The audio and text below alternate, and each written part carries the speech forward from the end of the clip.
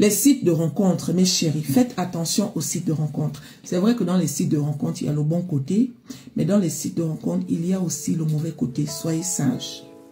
Vous comprenez, non? Logiquement, une personne qui a beaucoup d'argent, il n'a pas besoin de partir dans les sites de rencontres. Parce que grâce à son argent, il peut trouver partout. Vous allez me dire qu'il y a des gens qui n'ont pas le temps de sortir. Ce n'est pas faux, effectivement. Mais on les compte en fait. Quelqu'un qui a tout financièrement parlant, qui est stable financièrement parlant, un genre, aïe, à quel moment il va aller traîner dans les sites de rencontres pour trouver l'amour? À quel moment? Aïe, c'est souvent suspect. Donc soyez prudents et prudentes. Vous comprenez, non? Le monsieur qui est sur cet écran, c'est un cardiologue.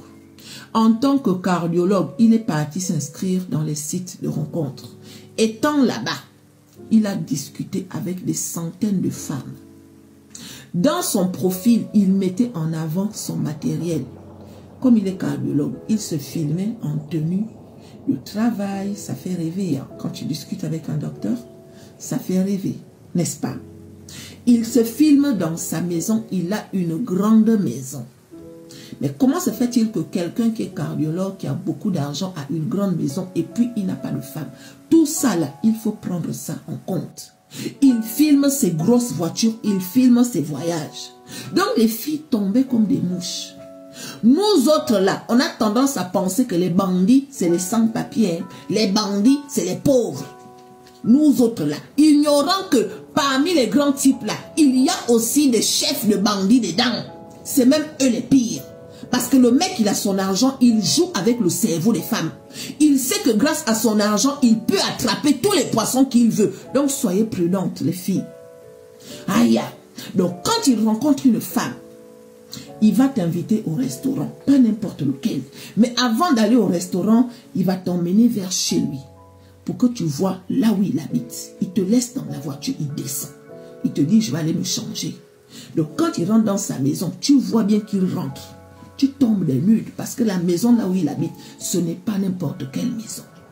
Tu commences à imaginer tes futurs enfants habités là. Mais chérie, tu commences à t'imaginer même dans la maison en question. Parce que tu as affaire à un cardiologue. Quand il revient, il t'invite au restaurant.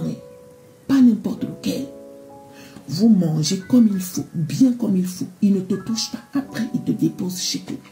Il ne te fait même pas le bisou, sauf si toi-même tu y as envie. Aïe, il te laisse là-bas pendant plusieurs jours, il ne t'appelle pas. Et un jour, il te rappelle. Quand il te rappelle là, il te demande si tu peux venir boire un verre chez lui. Tu ne vas pas dire non, parce que tu sais que la dernière fois il t'a invité, il ne t'a pas touché. Donc s'il t'invite chez toi, ça veut dire que, plutôt s'il t'invite chez lui, ça veut dire que il est sérieux, tu vois.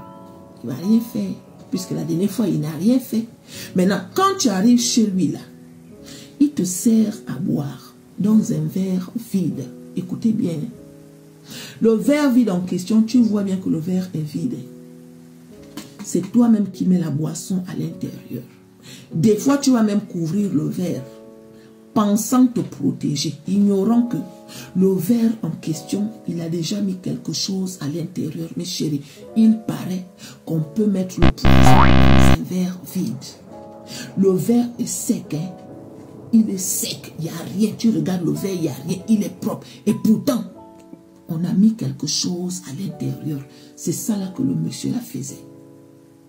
Mes chéris, toutes les femmes que vous voyez là sont passées à l'abattoir. Donc, une fois que tu as bu, tu es maintenant en mode, tu as envie de faire les bibonnes. Inconsciente.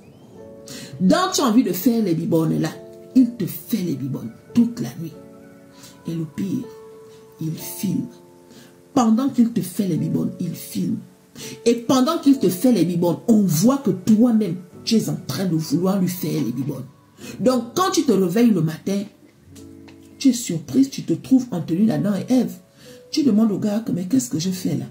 Il te dit que, mais comment ça, qu'est-ce que tu fais là, toi aussi? Tu as oublié. Tu dis que oublier quoi? Il te dit que, ah, toi aussi.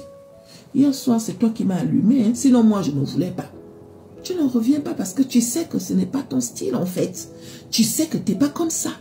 Mais pour te prouver que tu es comme ça, il va allumer la télé. En allumant la télé là, ce que tu vois, que toi-même tu es en train de faire, tu n'en reviens pas. Et pourtant, il a déjà enregistré. Et à partir de là, il commence à te faire du chantage. Il a fait ça à plusieurs femmes. Il paraît même qu'il y a des femmes qui se sont ripes. Il y en a qui sont tombées sous dépression. Il y en a qui sont devenues de la pire des manières. À cause de ce monsieur-là.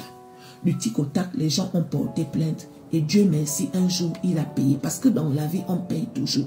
Donc, quand vous êtes inscrit dans les sites de rencontre, mes chéris, sachez que parmi les gens qui sont dans les sites de rencontre là-bas, il y a beaucoup qui sont en mission comme ce monstre-là.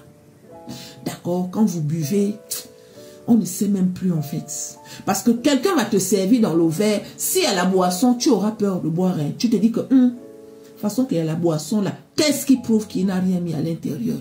Mais dans un verre vide, à quel moment tu vas imaginer que dans le verre vide là, on a mis quelque chose? Le verre n'est même pas mouillé. On peut faire ça. Il a été condamné à 130 ans de prison. 130 ans. Donc ça veut dire qu'il est condamné à vie en fait. À mort, condamné à mort. Aïe. Soyez sages, d'accord?